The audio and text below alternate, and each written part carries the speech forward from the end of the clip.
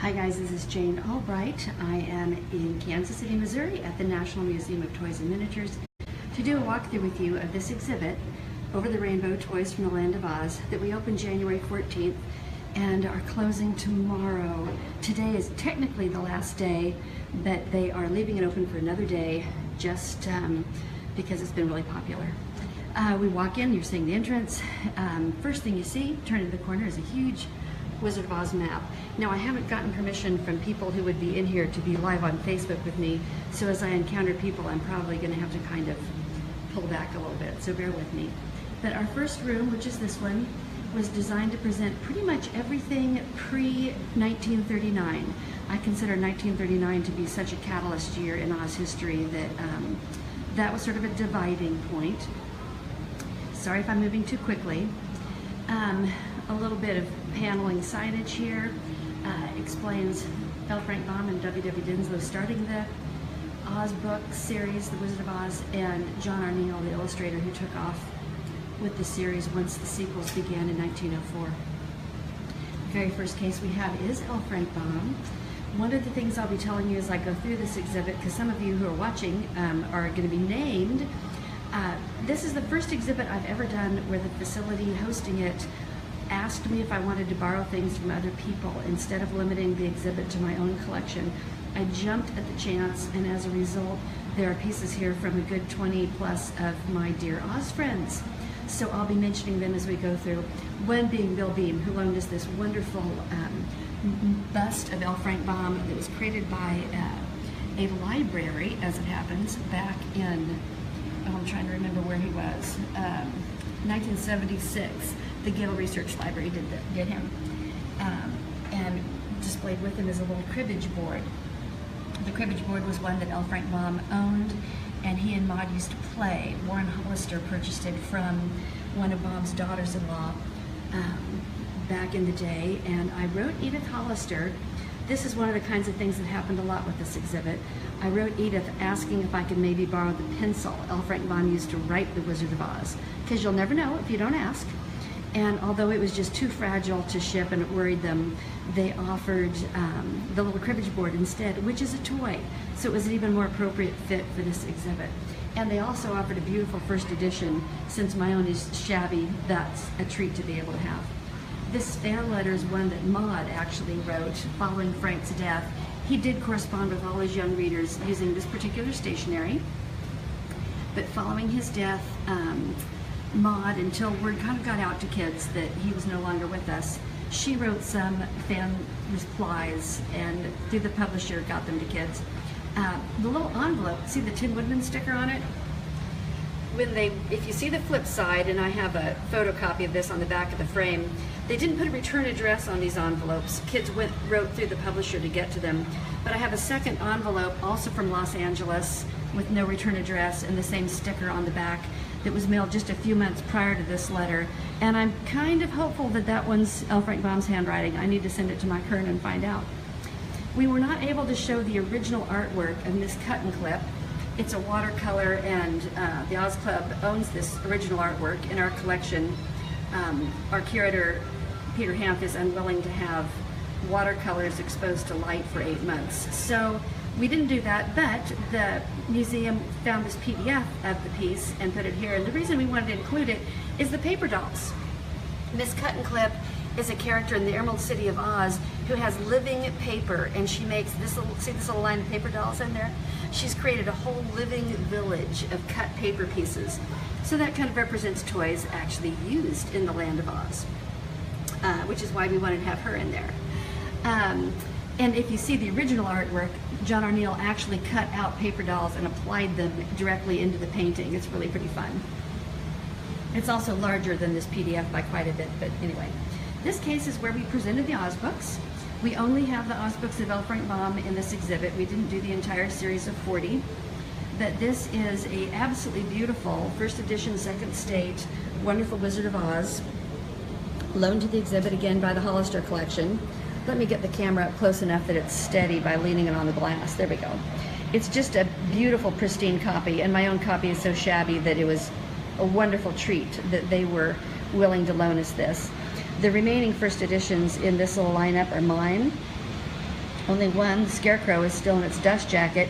And just in one of those collector's stories that everybody dreams of, I found that first edition, first state Scarecrow of Oz in dust jacket in a local estate sale for $150.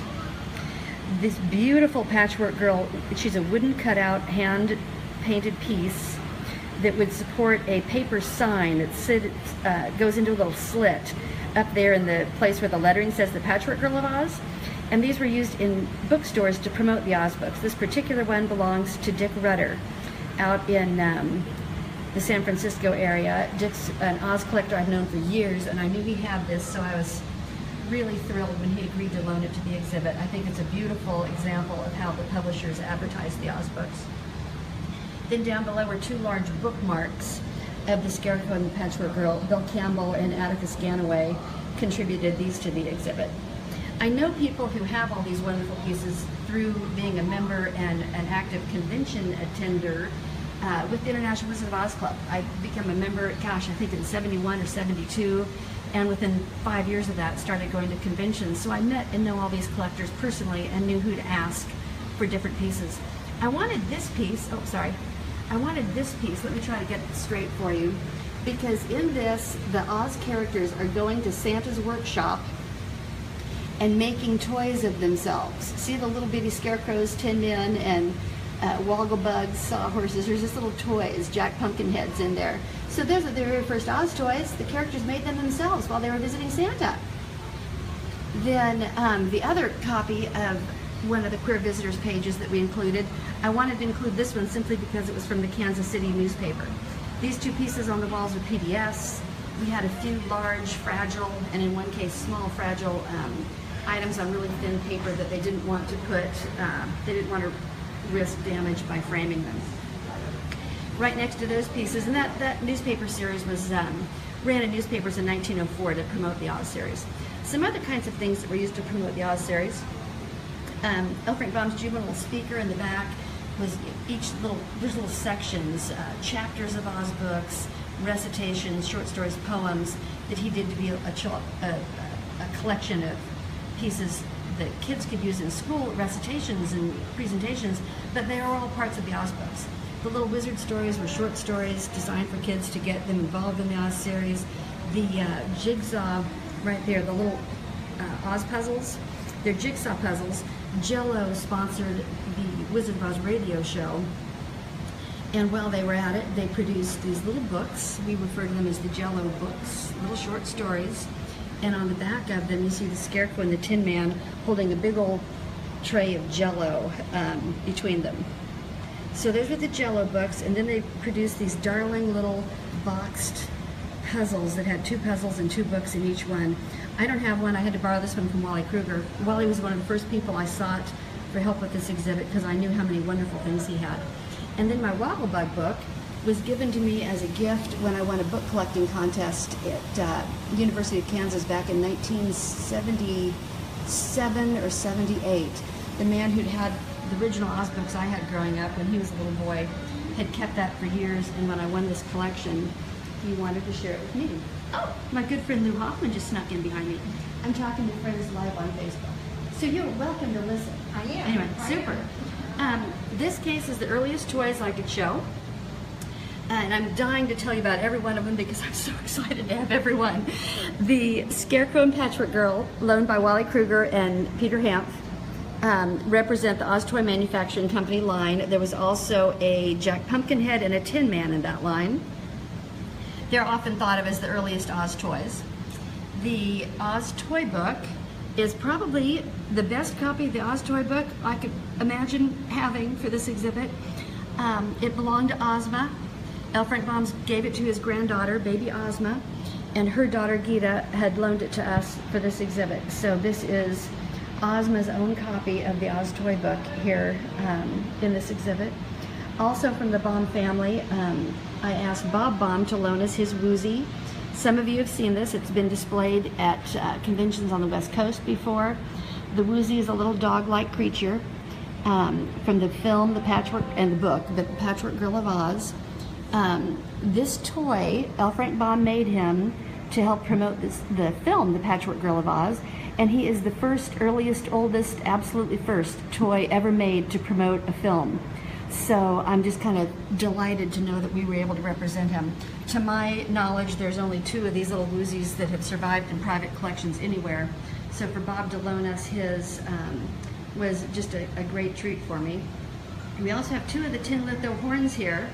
The one upright doesn't have a handle. The one on the ground, see that little handle that makes it kind of bugle shaped? Currie Corbin loaned that to us. These little horns, if you look at them, there's Jack Pumpkinhead and Tip. There's Jack, Tip. I think you can see the Sawhorse if you get the right angle. Mombi's on there. So they are characters from the Land of Oz in the litho on that particular horn. They were made in the 1920s. My little Ozmite pin is down here. An ad for it and the pin itself. If you haven't seen these, they're kind of a coppery color. Let me stabilize again. They're kind of a coppery color and have Oz in the middle and wings on either side, sort of like what pilots give little kids on airplanes. And the most important piece, from my collection anyway, in this case, is this Scarecrow doll. He also was a product of the Oz Toy Manufacturing Company. I have 2 of these. The first one I have is completely void of color. He's all just bleached out and looks like straw. And then I got this one who is bright blue. His gloves are still a pretty distinctly green. Let me see if I can zoom in any. Yeah, green, blue, sweet little face. A man named Mel Burncraft, who has a website called Mouse Heaven, the most extraordinary toy collection imaginable. He also has 2 of these, one bright and colorful like this and one all faded out just like mine. And in his description, he talks about the fact that on his bright colorful one, when he got it, it had been packed up since it had been purchased new, and it came with his original stand. Well, I had a stand that came with mine, and it looks like something somebody's dad knocked together, you know, from some scrap lumber. But I tracked down Mel with the help of Justin Schiller, described this stand, and he confirmed that it is exactly like his. So this little wooden Scarecrow stand underneath him was original to the Scarecrow dolls when they came out. I've named my 2 dolls Fred for Fred Stone and Mel, this one's Mel, in honor of Mel Burncraft because I really appreciate his help in helping me identify that stand is original. Okay, over here, we start getting into Wogglebug territory. The Wogglebug lesson cards are kind of large. If you haven't seen them, let me see if I can get a hand in here. See how large these are compared to my hand? They're great big. And originally I was going to borrow a couple from Judy Bieber and this Tin Man card from Sharon and Chris Warkala. Hi, Mallory. And we did borrow the Warkalas, but as we were putting the exhibit together, Cindy Ragney had the set of all 6 for sale, so I snapped them right up. And because we had the Warkala's Tin Man, we're able to show both the front and the back of the card to explain how on the back of each card is a little bit of information about who that character is. When Sarah Krautzer was here a bit ago, she told me she's seen these in other colors. They might even be presented in the scrapbook or the treasury. I don't remember which Sarah told me, but she was really surprised to see the Gump yellow. So those are the Wogglebug lesson cards which people have heard about. And for years we've all thought the Wogglebug game of conundrums was the oldest game associated with Oz anywhere.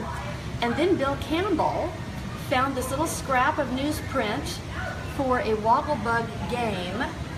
See that there? Showing these little cards. There's the Tin Man, Jack, Wogglebug, Scarecrow, kind of hard to tell. And in the middle, the Wogglebug riding donkey, I'm gonna say. Anyway, and it's dated 1904.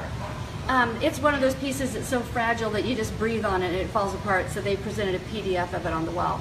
But that means the very first game to promote an Oz character, the Wogglebug, was actually this game, and somebody someday is going to show up with those cards and we'll be able to share more than the rules with y'all. There are some other Wogglebug cards that we'll get to in a minute, but it's behind me and I don't want to make y'all dizzy turning it around. This is a little interactive thing that the museum put together, curious characters from the Land of Oz. And what they did is they made little doors that opened, and behind each is a character from the Oz toy book with a little description about who he was. They used Ozma, Tick-Tock, Patchwork Girl, Wogglebug, Gnome King, Mombi, Jack Pumpkinhead, the Woozy, and the Shaggy Man. Now before I get over to that theater wall that I'm scanning by, there's one more case of old toys. The Wogglebug cards I mentioned that are not the same as the lesson cards and don't match the cards from Bill's game are these. Scott Cummings loaned us these. I believe they're pictured in the collector's treasury. And then the Wogglebug game of conundrums. Sorry about the glare, guys. And I'm shooting through a glass case. Here we go. The Wogglebug game of conundrums is this one. I drove out to the middle of Kansas to a, oh, I forgot. Sorry. I forgot I can't rotate my phone. Sorry to make it crazy. I drove out to a farm sale in the middle of Kansas to get the Wogglebug game for 20 bucks at an auction. Anyway, there were those cards right side up so you don't lose your mind trying to see them. And between them, I'm scanning right over Wally the Comical Lion Goes to the Land of Oz, which is one of the things Dianne Breitenstein loaned to us. A little scarecrow dancing puppet that rotated on record players, and we have one of my waddles with the replica waddle in the Wogglebug book. Micheal Gessel loaned us the Scarecrow Answers Questions by Radio. You spin the dial and a little magnet gives you answers. And then of course the beautiful, wonderful Game of Oz. There are 4 different variants of this, 5 if you count the Canadian Clark edition. And it's always been one of the prettiest pieces of Oz stuff out there. This little jointed scarecrow, also from Wally's collection, is Larry Seaman from the 1925 Chadwick film, being in The Wizard of Oz. Okay, now I've scanned right over this corner. I'll go to it now. Try not to make you too dizzy. Oz on Stage and Screen. We have a little tribute to the Jean Gros puppet show, the die-cut bookmarks. Thank you, Bill Campbell, for the one I didn't have. And this is the one place in the signage that we get to mention Ruth Thompson, because she wrote the Magical Land of Oz show that that was about. Wogglebug sheet music from that ill-fated musical, and then some pieces from early stage and film ephemera. Atticus Gannaway's Patchwork Girl of Oz film program, some piano music, and an Edison cylinder from early songs from my collection. Wally's little jewel box from the 100th performance of The Wizard of Oz on Broadway. The collapsible cup and the box that came in from the 200th performance on Broadway. And this weird little razor I have. See where it says The Wizard of Oz in there? Which I can only assume is one of the other many souvenirs that was distributed to audiences in the 1903 Broadway musical. This program, and I'm so sorry that there's a big old shadow across it. L. Frank Baum signed it. As far as I know, it's the only one that survived. It was from the Fairy Logs and Radio Plays. Hang on, I'm getting a comment on my phone. I don't know what that is. Anyway, then I also have a little snack box here that's been in the Baum Bugle. See the little fold scarecrow door? When you unfold the door, he's off the pole, and Dorothy's there with Imogene the cow, who accompanied her to Oz instead of Toto. Then this beautiful piece, another Currie Corbin contribution. He owns the only surviving poster from the TikTok Man of Oz show. This play, or this musical, traveled clear through the Midwest. I have ads of it being in Topeka. So I was particularly thrilled that Currie was willing to let us include it in the exhibit. Okay, let me not make you go crazy. Scanning back around this room, trying not to capture people who didn't give me their permission to be on Facebook. And we get over to a little case they called this Oz in the Grocery Aisles. It's a combination of Wizard of Oz peanut spread and a few of the seal test glasses. Bill Beem loaned us the ads for the peanut butter and the pen. I don't have this little mechanical pencil. It's one of the things that I'm going to be looking for forever, I think. But those were advertising pieces from Swift's Oz peanut butter. Put more wham in your slam, more prance in your dance with Oz, the delicious peanut spread. The glasses that I chose to put in the pails were largely because in Wamego, the Oz Museum, just 2 hours from here, you can see every imaginable glass, so I didn't want to spend too much time on this. But this was the first can, distributed in 1940. We have the recipe book, the little mural, or the little, what do you call that when you tie things together and hang them overhead? Come on, Jane. Ah, you know what I mean. Then a little coloring book. Oh, somebody just gave me the answer. What is that word? You know where you hang something over it? Mobile, yes, thank you. These little pieces get put together as a mobile. Then here are 4 of my Schultz glasses. I have a couple others, but I got them since the exhibit closed. And the glasses here I picked, I've never seen a colored glass in anyone's collection except that one. This little glass is Apple Jelly, a Jewel Grocery in Texas private labeled the Oz peanut butter pails as or glasses as some jelly glasses, and then these 2 just showed 2 varieties of the lids. And we just didn't get into all the labels and all the everything, or we would have been here forever. And they do such a fab job of that at the Oz Museum that there we go. Okay, now if you turn this corner, which we're about to turn, we see cases along this side that I'm going to do first. And then if you scan around the room, there's a photo op in the back corner and a couple more cases over here that we need to show you. In fact, let's start here.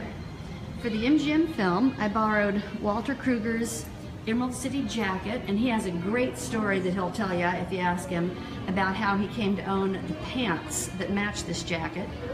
The little Munchkin soldier jacket was loaned by the Oz Museum in Wamego, Kansas. And then we have 4 pair of replica ruby slippers made by Randy Struthers. Randy is who made the ones for the, the ones for the Keep Them Ruby campaign for the Smithsonian. The Arabian test design, and there's a photo of that shoe style on Judy's foot, was rejected as being too fanciful and a little bit too crazy. This pair, which I personally think are the prettiest, are nothing but bugle beads. There's no sequins on those. They're all, can you see a little bit? They're all bugle beads. And they just sparkle like crazy here under any light, but I think those would have been a gorgeous pair in the film. Then this pair he's made and aged to look like original shoes look today at 80 years old. In the center of the case, he explained how you make ruby slippers, because that's something we've never seen in an exhibit, at least to my knowledge. The sequins get sewn onto fabric that is then cut and applied over the base shoe. Little instep, the in his shoe label goes in it, and the little bows get sewed on the top. Randy has bugle beads and sequins custom made to make these old shoes, because like bugle beads, when you go buy them at Michael's, they're bigger. So you can't put as many in a bow and still keep the bow the right dimensions. If you want, 4 or 3 or whatever it is, the new bugle beads are just too fat. And these ones are so tiny that if you run a needle down them, it breaks the bead. So he has to have them custom made. And here, y'all have never seen these 8 before together, because they've never been displayed together before. They're those hideously ugly string heads. I mean, I love them, but my goodness, this is a zombie scarecrow if there ever was one. Judy looks nothing like Judy. The Tin Man, all chubby-cheeked, cowardly lion, and a ball of string would be held behind these with a little piece of the string coming out of their mouth that you'd grab through the mouth, pull it forward, and cut off your piece of string. The Wizard showed up on eBay here, gosh, since we were putting this exhibit together, as did Toto. I borrowed Toto and Wizard from Wally and have the other 6, so between the 2 of us we were able to share all 8 of them. Again, like the Wogglebug pieces that have never been exhibited before, these have never been together before. For that matter, as to my knowledge, this is the only exhibit that has ever brought together every toy made before the 1939 film. So our little Oz Meets Hollywood section starts with some toys that were sold to merchandise the film. But I didn't just pick any toys. This scarecrow, let's zoom in on him. The ideal scarecrow, this is the one that Wally Krueger bought from Shirley Temple. So Shirley, as a little girl, had this scarecrow doll. The little Dorothy is one of mine.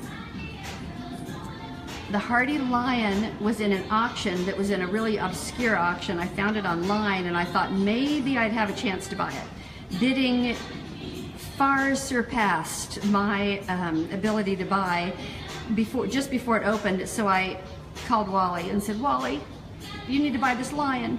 And he did. The lion came with this little tin girl. And it was my assumption that some mom made a little tin man suit for her daughter's little composition doll. But surprise, surprise, when Wally opened the box, her stand was marked prototype.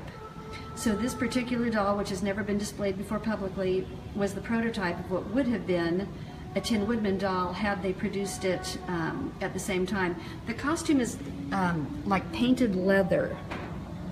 It's really she's really just a fascinating little piece. I'm sorry that light's not on her face for you to see her a bit better. Then of course you've all seen the soaps.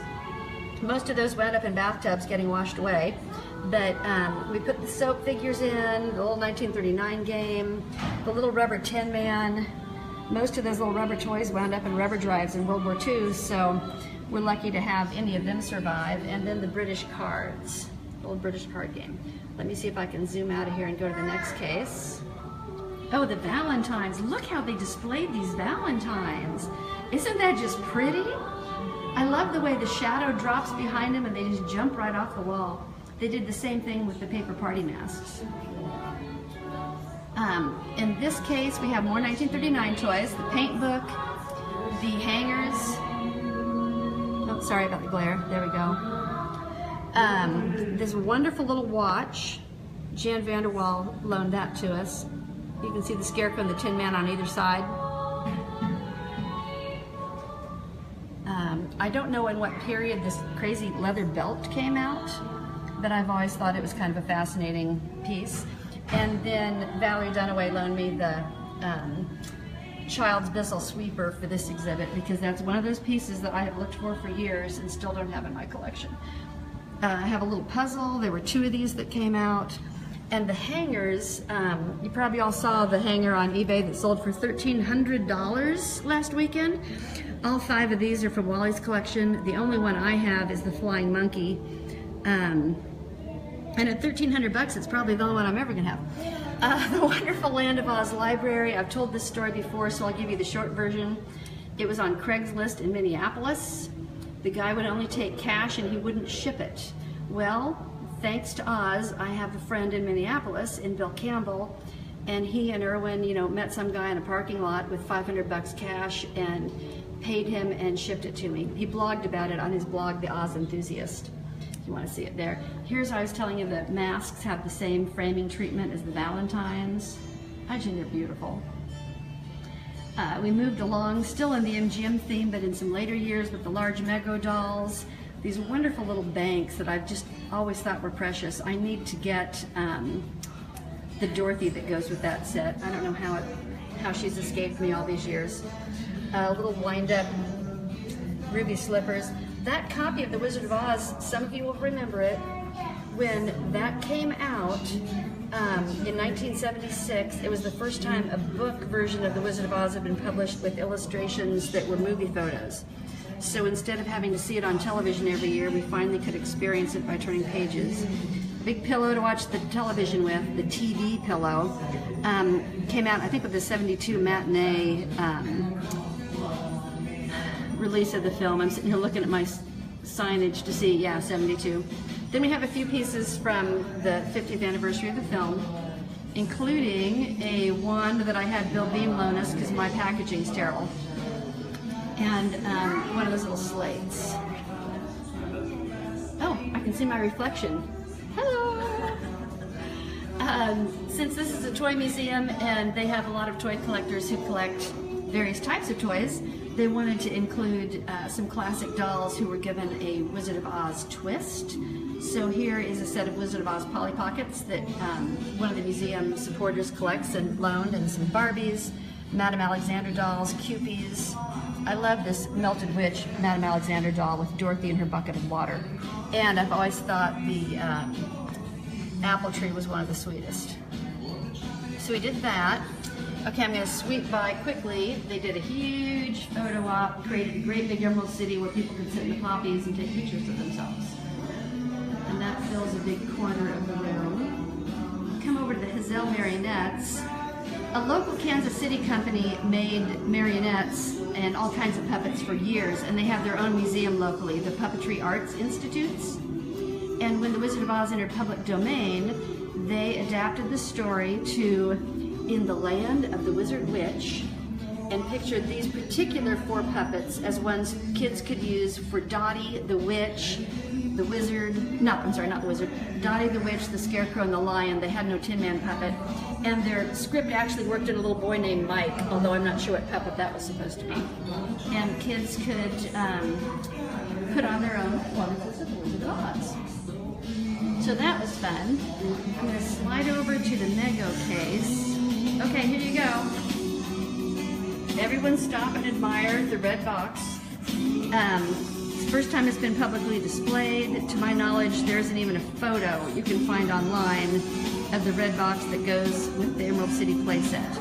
All of everybody's Mego playsets came in blue boxes, and this little guy was just practically an urban myth for years. So we wanted to include him. He's Wally's, not mine. Someday. Here's the Emerald City playset that goes in it with the dolls. I got these back in high school because that's when they were coming out. 76 was the year I graduated. And 75 and 6, all the little dolls came out. Here's the Munchkin side of Kansas. The first little Munchkin dolls ever made were the Mego dolls. And then the Witch's Castle back here, which seriously, 2 friends of mine in high school showed up at the front door with the Witch's Castle for me. And that's how I was able to add the Mego Castle to my collection. Okay, bear with me here. We wanted to include Wicked, and there are actually some Wicked toys. As most of you should know, particularly if you've read the book, Wicked is a grown-up story, not a children's story, but the musical is something most kids could enjoy, depending on their age and their maturity level. So they have some toys. This dragon is based on the time clock, and he's a hand puppet. I think you can see his little Wicked tag. If I zoom, yeah, there's a little Wicked tag under him. And just to read the Flying Monkey. Then I have the magic wands that Adina and Kristen signed. This costume, which I bought from Freddie Fogarty, thank you, Freddie. The movie of The Wiz did have toys, sort of. They had these costumes. They didn't do Michael's the Scarecrow, but we had a Lion, Dorothy, and Tin Man, and this is the only one I had. So that's the only way we were able to represent the film of The Wizard.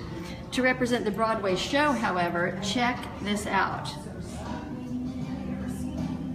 This Yellow Brick Road costume from John Mason's collection. He bought it in one of those Broadway flea markets back in the 70s after, while the Wiz was still on stage. 8 or 10 men, I should have counted before I did this to know, wore these. They had long Yellow Brick Road tails, you know, like tux tails that dragged behind them. They carried big staffs and had huge yellow afros and platform shoes. And they had the men as the choreography walking on either side of the characters, so the road moved and the characters walked in place. It was really a fascinating way to present the Yellow Brick Road. And here we have Tiger Haynes gloves from as the Tin Man from the Broadway production. I've got to keep the phone close to my mouth so you can hear me jabber. That I also want to zoom in. Aaron Schultz loaned these to the exhibit. They were made by John Henson, and they are Fairuza's. They replicate Fairuza's shoes from Return to Oz, which is most spectacularly represented in this exhibit by Mombi's dress.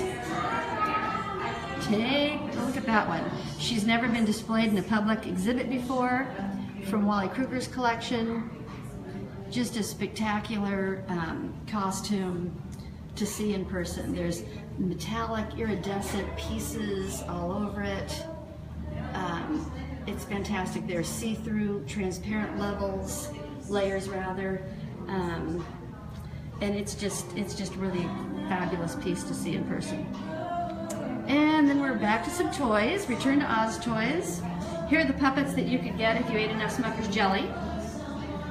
The board game that was distributed in the U.S., the little collector's cards were also distributed in the U.S. Remember these little, they were like bubblegum cards, although I don't think they had bubblegum in them. The Fairuza doll was only sold in Germany, but she's a beautiful piece. And then the heart-to-heart Japanese figures, Tin Man, Jack Pumpkinhead, Scarecrow, and Tick-Tock.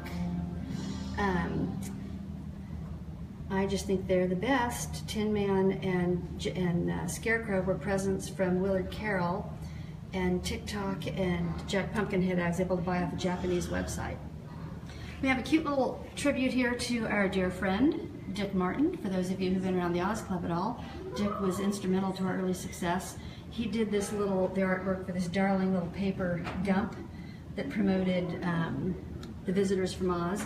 And although we didn't generally have any handmade toys in this exhibit, we just had mass-produced pieces, he created In the Jackdaw's Nest as a little gift for people back at Oz Club conventions back in the 70s, and Jan Vanderwall loaned hers, so it's in there. A cartoon case, pieces from Off to See the Wizard. I think these are all pretty familiar to people. A huge, gotta back up for this one, my Muppet Wizard of Oz house. This was one of the Munchkinland houses in Muppet's Wizard of Oz. And behind it is Ashanti's costume as Dorothy. And some of the Muppets are dressing it up. And I don't know how we left the Cowardly Lion at home, but somehow we did. The next cartoon case was from the Tales of the Wizard series. A dandelion costume. I bought Socrates from Sean Barrett. Thank you, Sean, years ago. I've always thought Dorothy looks like Wilma. Doesn't that look like Wilma Flintstone? And then Dandelion, who I dream of owning someday. Thanks to David Kelleher, Dandy got to be in the exhibit with us.